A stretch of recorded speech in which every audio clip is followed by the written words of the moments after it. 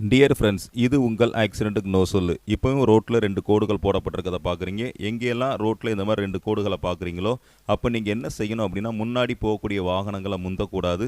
இந்த கோட்டை தாண்டி எதிர் திசைக்கு நீங்கள் போகக்கூடாது. இந்த 2 கோடுகள் எங்கே போட்டிருப்பாங்க அப்படின்னா, டிராஃபிக் அதிகமாக உள்ள இடங்கள், வளைவுகள் அதிகம் உள்ள இடங்கள், எங்கெல்லாம் நீங்கள் முந்தி போகிறதுக்கு இடவசதி சரியாக இருக்காதோ அந்த மாதிரி இடங்கள்லாம் ரோட்டில் இந்த மாதிரி 2 கோடுகள் வரையப்பட்டிருக்கும். அப்போ இந்த 2 கோடுகளை பார்த்தீங்கன்னா, முன்னாடி போகக்கூடிய வாகனங்களை முந்தக்கூடாது.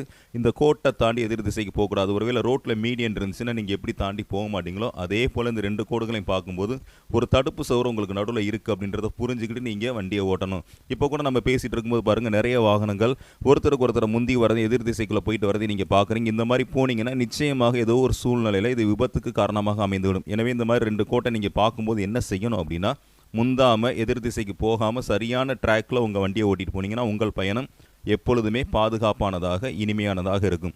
மீண்டும் ஒரு நல்ல தகவலோடு உங்கள் அடுத்த வீடியோவில் மீட் பண்ணுறேன். இது உங்கள் ஆக்சிடென்ட்டுக்கு நோ சொல்லு.